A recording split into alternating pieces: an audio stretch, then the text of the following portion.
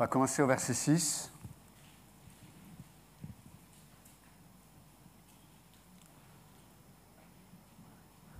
Lisons ensemble l'Écriture. Proverbe chapitre 10, verset 6. Il y a des bénédictions sur la tête du juste, mais la violence couvre la bouche des méchants. La mémoire du juste est en bénédiction, mais le nom des méchants tombe en pourriture. Celui qui est sage de cœur reçoit les préceptes, mais celui qui est insensé des lèvres court à sa perte. Celui qui marche dans l'intégrité marche avec assurance, mais celui qui prend des voies tortueuses sera découvert. Celui qui cligne des yeux est une cause de chagrin, et celui qui est insensé des lèvres court à sa perte. La bouche du juste est une source de vie, mais la violence couvre la bouche des méchants. La haine excite des querelles, mais l'amour couvre toutes les fautes. Ok. Amen. C'est pas mal de choses à dire là ce matin, mais Seigneur, nous te prions que tu puisses venir nous parler ce matin et ouvrir les yeux de nos cœurs, comme tu le dis dans ta parole, et que ce matin tu puisses t'adresser à nos vrais besoins, et afin que nous puissions te voir, toi le seul vrai Dieu, et te connaître, et te désirer. Dans le nom de Jésus, Amen. Donc le verset 6, c'est intéressant parce qu'il est dit, donc, il y a des bénédictions sur la tête du juste. Il faut savoir que la bénédiction, c'est avoir une parole favorable envers quelqu'un. C'est quand on dit « je te bénis », j'ai une parole favorable concernant qui tu es, comment je te vois, mais aussi, une bénédiction, c'est ouvrir une faveur qui va s'opérer dans la vie de quelqu'un. Et c'est intéressant là parce qu'il est dit que il y a des bénédictions sur la tête du juste. Et la tête, ça nous parle évidemment de... le mot en hébreu, ça parle le chef, la priorité, en tout cas l'autorité dans la structure de l'être humain.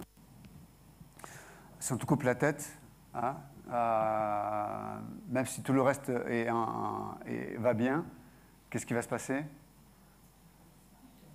Ok. Il n'y a pas besoin d'avoir fait médecine. Hein. Si on te coupe la tête, tu es mort. Ok. On est tous d'accord avec ça, j'espère.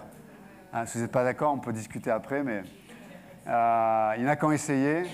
Ça a commencé avec Louis XIV, et ils ont eu des problèmes. Mais, donc, là, il nous parle que la bénédiction de Dieu va s'adresser sur les justes, elle passe d'abord sur la tête. Ça parle et en fait, chez les Hébreux, ça parlait d'un principe qu'on retrouve dans la Bible, c'est le principe de la couverture. Alors, vous vous souvenez, pour ceux qui ont l'habitude des Écritures, de Psaume 133, quand il parlait de la bénédiction qui est liée à l'unité des croyants, il dit que c'est l'huile d'onction qui coule d'abord sur la tête de Aaron, c'était le souverain sacrificateur, et qui va couler sur tout son corps après. Donc on peut voir que la tête, c'est l'endroit où tout commence. Et ça parle donc ça parle de ce principe de couverture spirituelle. On va essayer de comprendre ensemble ce que ça signifie. Parce que c'est un sujet important dans la Bible. Alors c'est vrai que ce n'est pas un sujet qui est souvent abordé dans les églises, mais c'est pourtant un sujet qui est très important dans la Bible. Et des fois, quand il est abordé, c'est un sujet qui n'est pas évident, le sujet de la couverture, parce que c'est difficile d'être équilibré. Donc on va essayer de l'être ce matin. Ok? Vous m'encouragez avec ça? On va essayer d'être équilibré. Ok. Quand je dis équilibré, c'est d'être le plus juste selon les Écritures. Et donc, la bénédiction, c'est le fait que Dieu a une faveur. Déjà, il parle en faveur te concernant. C'est la première chose. La bénédiction, c'est avant que Dieu fasse des bénédictions dans ta vie, il te bénit d'abord. Il te regarde en faveur. Il parle de toi en faveur. Et ça, c'est extraordinaire. Vous savez, on a ces expressions qu'on a dans le monde aussi, mais il parle derrière mon dos. Si vous avez déjà utilisé ces termes, hein? Devant moi, il sourit, mais derrière, il parle derrière mon dos. Mais là, l'Écriture dit que Dieu lui parle en notre faveur. Et c'est ce qui devient notre couverture. Et la couverture dans la Bible, donc, c'est le principe de protection, c'est le principe où Dieu amorce les choses pour le bonheur, par exemple. Pour le bonheur, il faut qu'il y ait un principe essentiel, un commencement, un endroit qui apporte le bonheur. Et la sagesse dans l'Écriture nous dit qu'il y a des portes qui doivent être ouvertes dans nos vies, afin que les autres choses s'opèrent. Mais il y a un commencement qui est nécessaire. Et le commencement dans la vie du croyant, c'est la couverture. Qu'est-ce qui me couvre? Qu'est-ce qui me protège? La tête parle aussi de tout ce qui est la sphère des pensées aussi. Qu'est-ce qui couvre mes pensées? Est-ce que je pense à travers mes émotions? Est-ce que je pense à travers mon passé? Est-ce que je pense qu'à travers mon expérience? Ou est-ce que je pense selon ce que Dieu pense? Qu'est-ce qui couvre ma tête? Vous savez, et ce qui va nourrir ma tête, c'est ma tête qui va déterminer où mon corps va aller, ce que mon corps va faire. Tout commence par là. C'est pour ça que là, il est dit, il y a des bénédictions sur la tête du juste. Ça va sous-entendre que tout le reste va profiter de ce qui couvre la tête. Bien, et c'est intéressant parce que, par contre, il est dit, mais la violence couvre la bouche des méchants. Donc le juste, il est couvert. Au-dessus, il y a une protection de la pensée de Dieu, de la volonté de Dieu. Ça parle de soumission aussi. Ça parle de se placer sous la pensée de Dieu. Par contre, le méchant, lui, non. Lui, il ne veut pas être couvert. Lui, il veut s'habiller. Ce n'est pas la même chose.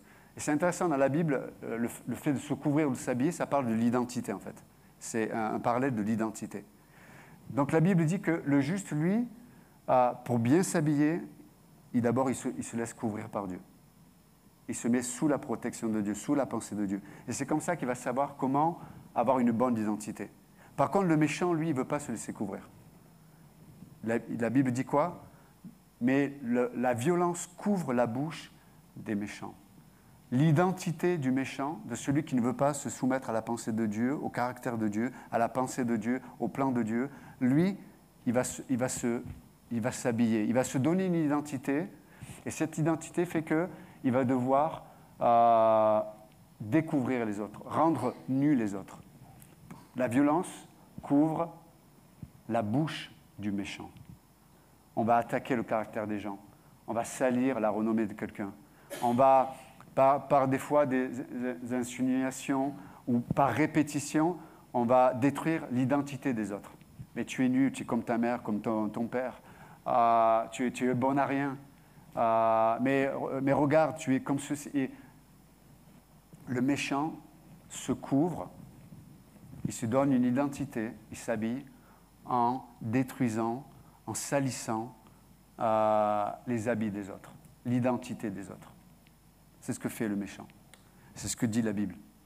Donc, le juste, lui, c'est Dieu qui parle de lui. C'est Dieu qui le loue.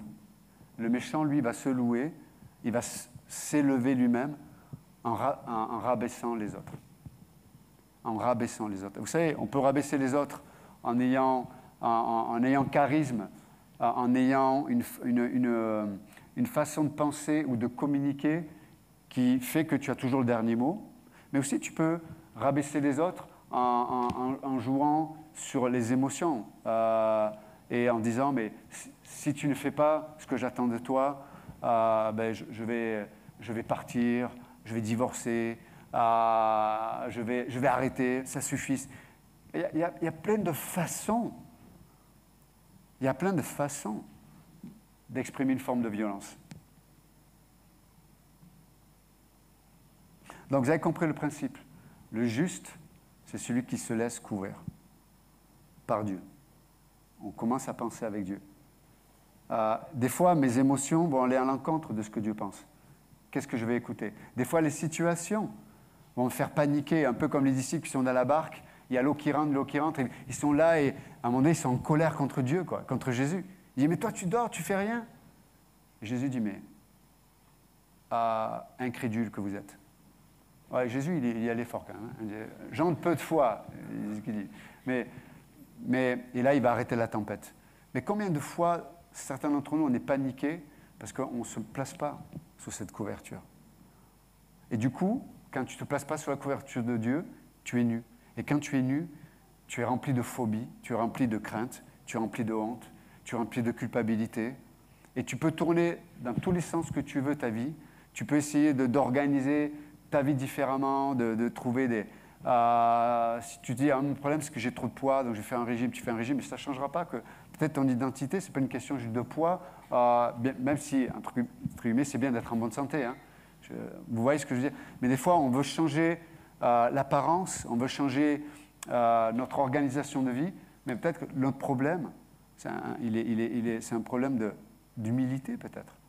Je ne veux pas me laisser couvrir par Dieu. Je ne veux pas penser avec Dieu. Je ne le sens pas. Je ne comprends pas, donc je ne veux pas. Et Dieu dit non, le juste, j'aime ce que dit, il y a des bénédictions sur la tête des justes. Tout ce que le méchant va prendre avec violence, qui ne va jamais le satisfaire, le juste, lui, le reçoit de la part de Dieu. Ça, c'est extraordinaire.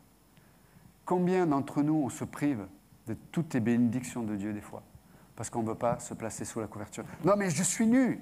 On dit à Dieu, on lui explique, mais regarde mon identité, regarde ce qui ne va pas dans ma vie, regarde mes faiblesses, regarde mes péchés, regarde ma culpabilité, regarde ce que je suis incapable de faire, regarde, ça recommence, voilà, j'ai pas le bon travail, j'ai pas le bon mari, j'ai pas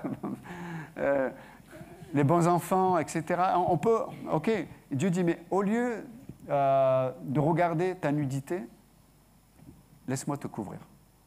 Place-toi sous moi.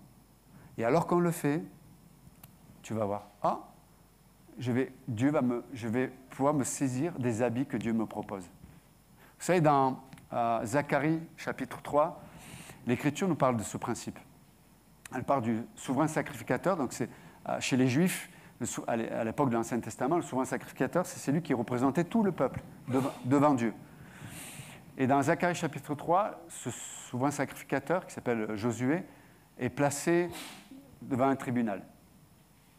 Et c'est Satan, la Bible dit, c'est Satan qui accusait il accusait ce souverain sacrificateur en disant « Tu es sale, tu as des habits sales ». Et la Bible dit effectivement, il avait des habits sales. Ça parle du péché, ça parle de nos faiblesses, ça parle de ce qu'on aurait dû faire qu'on n'a pas fait, des choses qu'on a fait qu'on regrette. Ça parle de tellement de choses. Effectivement, factuellement, il avait ses habits sales. Mais la Bible dit que l'ange de l'Éternel, qui représente Dieu lui-même, l'ange de l'Éternel fait taire Satan. Il dit « Tais-toi, Satan ». Et là, l'ange de l'Éternel dit, dans ce tribunal, il dit « Enlevez-lui ses vêtements sales et revêtez-lui de vêtements propres. » Et les vêtements qui sont décrits, c'est des vêtements d'honneur, des gens de haute dignité. Mais le premier élément qui est donné comme nouvel habit, le premier élément, c'est un turban sur sa tête. Couverture. Et tout le reste va suivre. Combien de gens, encore une fois, sont nus en tant que chrétiens? Et du coup, quand tu es nu, tu vas utiliser, comme dans Genèse 3, les anciennes méthodes pour te couvrir. Le mensonge, la duplicité, la colère, comme je le disais tout à l'heure, on va faire du chantage émotionnel, etc., etc., etc. Ce n'est pas la pensée de Dieu. Donc, premier élément, la bénédiction, elle vient de la couverture. La couverture. Mais c'est quoi qui me couvre?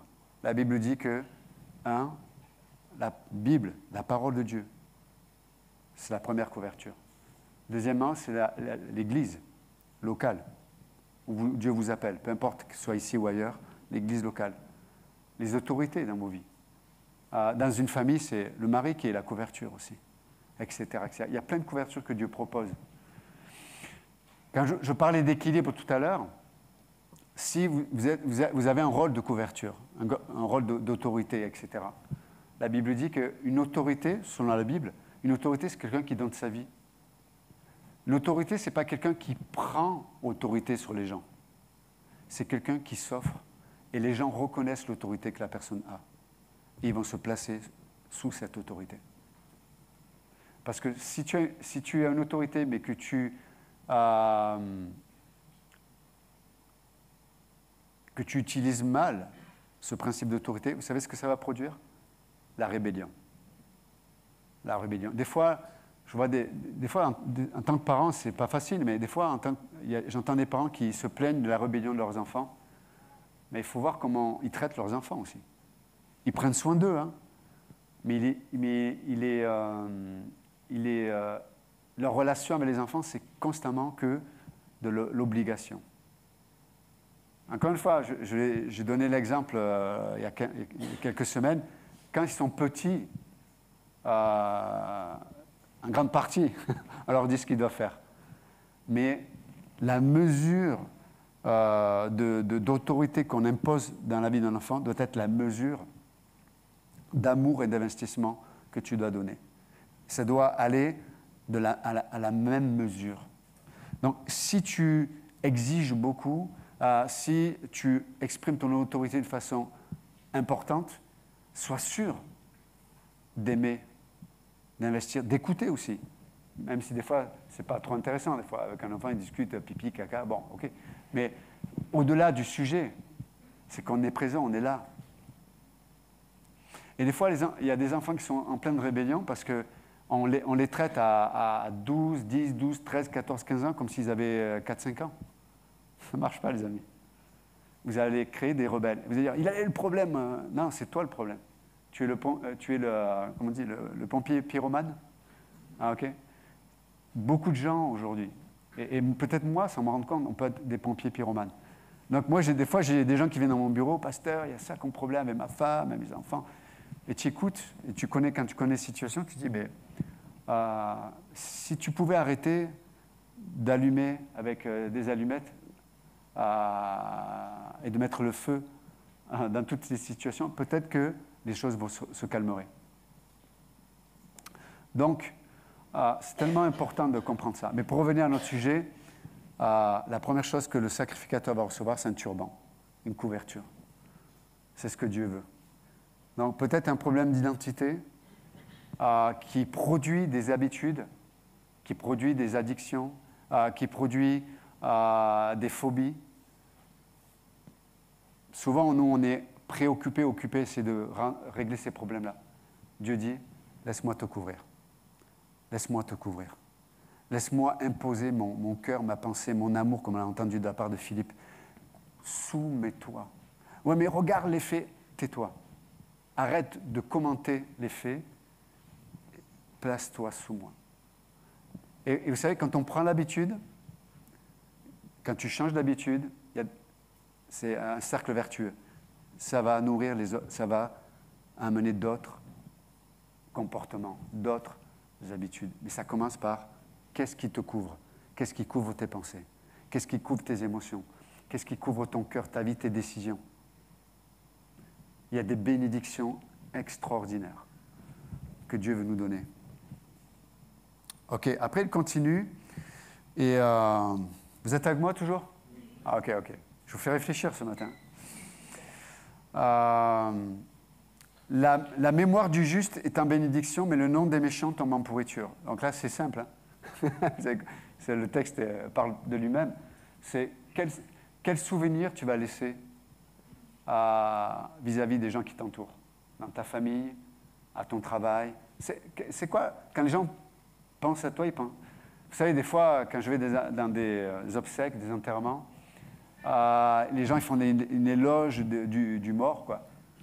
Mais en fait, de toute la vie du mort lorsqu'il était vivant, on n'a jamais parlé en bien de lui. C'est juste au moment où on l'enterre. C'est dommage quand même. C'est dommage que c'est lorsque tu es mort qu'on parle bien de toi. Okay. Et puis, bon, ça ne coûte rien de parler en bien d'un mort, il est mort. Hein? Je ne vais pas affaire à lui demain. Hein? Des fois, on ne veut pas parler en bien de quelqu'un parce qu'on se dit, on ne sait jamais, parce que s'il le croit, il va en profiter. Mais là, le texte nous parle de ça, c'est quel souvenir on va laisser. Vous savez, les gens qui marquent le plus la vie d'une autre personne, c'est les gens qui nous ont aimés. Vous avez remarqué, les gens qui étaient occupés avec le besoin des autres, qui étaient occupés à nous aimer, occupés avec nous. C'est des gens qui nous marquent, c'est vrai ou pas? Des gens passionnés par... Il y a quelque chose que plus qu'eux. Mais les gens qu'on ne se souvient pas trop, c'est les gens qui sont occupés avec eux-mêmes. Et on est quelque part, lorsqu'ils nous voient ou lorsqu'ils passent du temps avec nous, on n'est pas si important que ça. Mais les gens qui nous ont rendus importants dans leur cœur et dans leur comportement, dans leur façon de nous voir, leur façon de parler de nous, ça nous marque. On s'attache à eux. Et c'est ce que dit le texte là. La mémoire du juste est en bénédiction. Quand je pense à elle, quand je pense à lui, c'est incroyable. Ce qu'ils ont... on n'est pas dans le cœur des gens. C'est vrai ou pas? On ne voit pas ce qui se passe dans le cœur. Par contre, la priorité des gens, leur façon de se comporter, leur façon de parler, leur priorité, c'est ce qui va rester dans nos mémoires. Cette personne, voilà, elle a investi, elle s'est occupée d'un tel, et ça nous a marqué. Verset 8. Celui qui est sage de cœur reçoit les préceptes, mais celui qui est insensé des lèvres court à sa perte. C'est intéressant parce que, en gros, c'est comme s'il disait, il y a celui qui est sage de cœur reçoit les préceptes. Donc celui qui sait écouter est sage. Et puis, après il dit, mais celui qui est insensé des lèvres court à sa perte. Donc c'est celui qui aime s'écouter. Donc il y a celui qui sait écouter, c'est le sage, puis il y a celui qui aime s'écouter. La Bible dit que c'est un insensé. Et donc il y en a un qui est enseignable et il y en a un qui est hermétique et qui est centré que sur lui-même. Le mot insensé, écoutez bien, la racine du mot insensé là, en hébreu, c'est être entêté. Être entêté. L'insensé, la racine du mot, c'est être entêté. Vous connaissez déjà entêté? Hein? Ce qu'il pense, peu importe si tu lui montres le contraire, non, moi je pense comme ça, moi je suis comme ça, tu ne me feras pas changer. Hein? La Bible dit que ce sont des insensés. Il y a des gens qui prennent des décisions, parce qu'ils ont pris des décisions, ils ne changeront pas. Mais c'est stupide. Des fois, tu prends des décisions, ou des fois, tu penses mal. Tu ne penses pas la bonne chose. Tu ne vois pas la bonne chose. Tu ne parles pas la bonne chose. Et il y a des choses qui doivent changer. Mais l'insensé, la Bible dit, il est entêté. Il n'écoute que lui-même. Il n'est pas enseignable. Wow. Et vous savez, la Bible dit que l'insensé, donc celui qui est entêté, c'est lui, il nourrit lui-même ses propres problèmes. Vous entendez? Quand tu es entêté, tu vas nourrir toi-même tes propres problèmes. C'est toi qui ferme la serrure de ta prison. L'insensé, c'est celui qui s'enferme dans une prison et qui entretient sa prison. Wow. Par contre, le sage, c'est celui qui est enseignable, il sait écouter. Il sait écouter. Et vous savez quoi? Quand tu sais écouter, premièrement Dieu, et le corps de Christ, et tout ce que j'ai dit sur la couverture tout à l'heure, tu vas voir comment Dieu est capable de te libérer de tes prisons. Et ça, c'est vraiment important. Il est dit que celui qui est sage de cœur reçoit. Le mot recevoir, c'est un peu, on en parlait avec Jean hier à Cavallero. En grec, tu disais que le mot prendre et recevoir, c'était le même mot. Mais en hébreu aussi, là. En tout cas, ce mot-là, c'est prendre et recevoir, c'est le même mot. Donc, celui qui est sage de cœur reçoit les préceptes. Il sait les recevoir avec humilité, mais aussi il sait les prendre. Parce que des fois, on doit se saisir de ce dont on a besoin. Okay? Des fois, dans des situations de nos vies, on doit se saisir de la prière. On doit se saisir du conseil. On a besoin du conseil peut-être de personnes. Vous savez, des moments importants de nos vies, on doit se saisir de ça. Ce sont des bénédictions, ça fait partie des préceptes. Des fois, on doit se saisir du pardon. Quelqu'un qui nous pardonne dit « Non, je ne pardonnerai pas, je suis entêté. Parce que tu m'as fait, jamais. » Et des fois, vous savez ce qui nous rend entêtés aussi? C'est qu'on a tellement parlé du problème aux autres que s'il fallait changer, Les gens nous regarderaient bizarrement, quoi. Faites attention de ne pas trop parler aussi. Tu as vu ce qu'elle m'a fait, tu as vu ce qu'elle m'a dit, et tu en parles à l'un, à l'autre, à l'un, à l'autre. Puis la personne vient et se dit, vraiment, je te demande pardon. Et on ne peut pas pardonner. On peut pas, non, jamais je pardonnerai. Parce qu'avec tout ce que j'ai dit sur toi, s'il y a bien un élément qui détruit les familles, qui détruit les identités, qui détruit aussi notre identité, c'est le manque de contrôle de la langue. Les gens parlent trop. J'en parlais avec le pasteur Georges, je dis, même moi, en tant que pasteur, des fois, dans l'église, les gens parlent trop, quoi. Et si on priait à la place? Et si on écoutait les conseils? Et si... et des fois, on ne se rend pas compte qu'on parle trop. Moi, je parle à personne. Mais en fait, quand tu interroges, elle est au courant, lui, il est au courant, elle est au courant. Tu vas au Groenland, même l'ours, il est au courant. Qu'est-ce qui s'est passé, quoi? Tout le monde est au courant. On a besoin... Alors, pour équilibrer, bien sûr que selon les sujets, on a besoin de parler. On a besoin que des gens nous écoutent. Mais il faut sélectionner les gens qui vont écouter. Il y a des gens qui n'auront pas la capacité d'entendre ce que tu as à dire. Tu sais, c'est comme... je ne sais pas si je parlais de ma femme à un ami, mais qui peut-être il n'a pas une maturité spirituelle. Chaque fois qu'il va voir ma femme, il va la voir à travers les yeux de ce que j'ai dit. Il va la voir qu'à travers ses faiblesses, qu'à travers ce qu'elle m'a fait. C'est pas correct. C'est pas correct. Ou des fois, vous allez parler de... Peut-être, vous vivez quelque chose de difficile. Vous avez un péché dans votre vie, vous avez quelque chose qui... Et vous le dites à une personne, mais la personne, peut-être, elle n'a pas la capacité. Du coup, elle va vous voir toujours à travers votre faiblesse. Elle va toujours vous voir à travers ce problème. Ce n'est pas la bonne personne. Il faut trouver des gens qui ont... La Bible dit, Dieu met des gens qui sont préparés par le Saint-Esprit, par Dieu lui-même, pour pouvoir entendre. Et non seulement ils peuvent vous entendre sur des choses sur votre propre existence, mais ils ne vont jamais vous juger. Ils ne vous regarderont jamais avec une identité qui est liée à votre péché. Mais ce n'est pas tout le monde, les amis. Ce n'est pas tout le monde dans l'Église, je suis désolé. Il y a des spécialistes, même dans le monde, il y a des psychiatres, des psychologues, mais dans l'Église aussi. Il y a des gens qui sont mûrs, et d'autres, ce n'est pas leur rôle, ce n'est pas leur place. Vous comprenez ça? C'est tellement important. Parce que ça détruit, ça fait beaucoup de mal dans les relations. Et vous savez, quand ce n'est pas les bonnes personnes, ils vont nous entretenir dans notre problème. Vous comprenez? Si vous parlez aux mauvaises personnes, c'est des gens qui vont nourrir, qui vont entretenir le problème. Et vous n'allez pas vous en sortir. OK. Et la Bible dit que, je finis avec ça, l'insensé. Donc là, il parle des préceptes, pardon, je relis le verset. Celui qui est sage de cœur reçoit les préceptes. C'est intéressant. Le mot précepte, ça parle du commandement de la loi. Et on l'a dit il y a quelques semaines. Là, le sage, c'est celui qui se laisse incliner dans sa volonté. Parce que le précepte, ça parle du commandement qui est clair. Donc ça s'adresse à la volonté de la personne. Le précepte. Vous savez, il y a plusieurs mots dans la Bible. Mais là, le précepte, c'est la vérité qui s'adresse à ma volonté. Celui qui est sage, c'est celui qui reçoit, qui sait prendre, qui sait recevoir, qui sait incliner sa volonté sous le commandement de Dieu. OK? Même si je ne le sens pas, des fois, il y a des choses que je ne sens pas, et je n'ai pas un sixième sens pour dire... Vous savez, souvent, on croit à des mensonges. On nous fait croire qu'on a des sixièmes sens.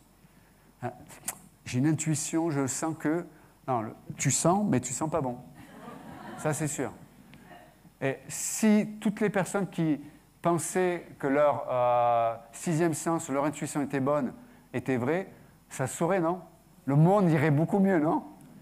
Ce n'est pas le cas. La vie des gens irait beaucoup mieux. Ce n'est pas le cas.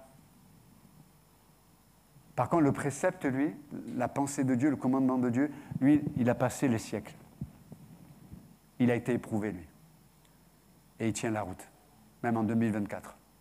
Il vaut mieux lui faire confiance, non? Des fois, à se faire trop confiance, on se met dans des galères.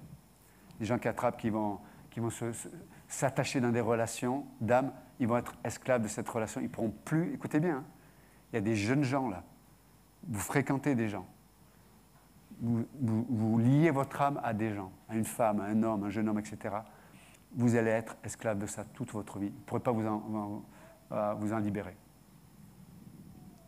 Ça va. Vous savez comment je le sais?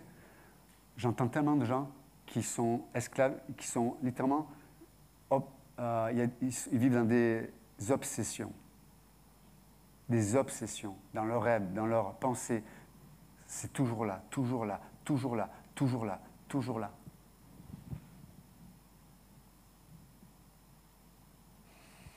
Et vous savez, et le pire, c'est quand on est bien enseigné après, on ne pourra pas recevoir l'enseignement dans la grâce, on va se culpabiliser, on va se condamner avec, à cause de l'obsession. Et là, ça demande de la prière, du jeûne, de la repentance, et vraiment qu'il y ait un Dieu qui fasse un travail profond. Donc c'est possible, mais... Donc Dieu nous met en garde, gracieusement, non? C'est pas beau, ça? C'est extraordinaire. Donc, incliner notre volonté. Et par contre, l'insensé, je finis avec ça, mais celui qui est insensé des lèvres, pourquoi? Parce que de l'abondance du cœur, la bouche parle. C'est quand dans ton cœur, il n'y a pas la parole de Dieu qui est là, hein, tu ne pourras pas contrôler ta bouche. Vous entendez ou pas? Tu ne pourras pas garder pour toi ton amertume. Tu ne pourras pas garder pour toi ta colère. Tu ne pourras pas garder pour toi certaines choses. C'est tes lèvres qui vont te contrôler. Mais regardez ce qu'il dit. Mais celui qui est insensé des lèvres court à sa perte. Et en hébreu, ça signifie littéralement, c'est quelqu'un qui va être mis de côté, laissé de côté. C'est quelqu'un qui va être isolé. C'est quelqu'un qui va être seul. C'est triste quand même, non? Il n'y a pas plus... il n'y a pas plus grand désarroi, angoisse dans le cœur de l'être humain que de se retrouver tout seul, isolé, rejeté. Mais celui qui est insensé, qui est entêté, malheureusement, il va finir tout seul avec lui-même. Et des fois, les gens qui seront à côté de lui, c'est les gens qui vont profiter de lui ou d'elle. Donc ce matin, soyons des sages, parce qu'il y a une grande bénédiction de la part de Dieu. Il y a tellement de choses que Dieu, notre Père, va nous donner. Ne nous privons pas de ça. Ne nous privons pas de ça. Et que nos bouches, on l'a lu tout à l'heure, soient des sources de vie. Amen? OK. Seigneur, merci encore pour ta parole ce matin. Tu nous enseignes, tu nous éduques dans ta grâce. Et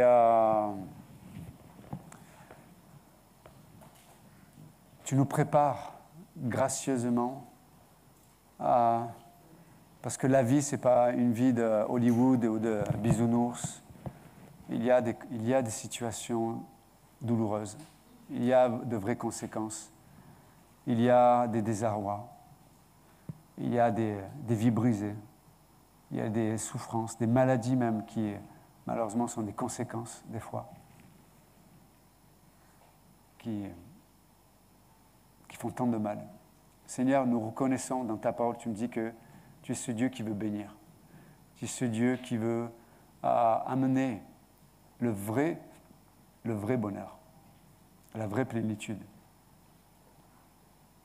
Tu es ce Dieu qui veut incliner nos cœurs afin que nous apprenions à désirer les bonnes choses, à désirer ce qui est bon, ce qui est agréable et parfait selon toi.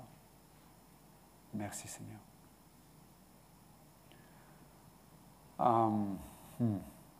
Merci pour ta grâce Seigneur. Vous savez que beaucoup de fois nous sommes cet insensé. Merci Seigneur parce que ce matin par ta parole, tu nous fais la grâce de pouvoir revenir à toi, de revenir en nous-mêmes comme dans le Fils prodigue dans Luc 15 et de savoir que tu es un bon Père et qu'on peut te faire confiance. Merci Jésus. Merci Seigneur. Il y a toujours un chemin de retour vers le Père. Toujours. Donc bénis le reste de cette journée, dans le nom de Jésus. Amen, que Dieu vous bénisse. Merci.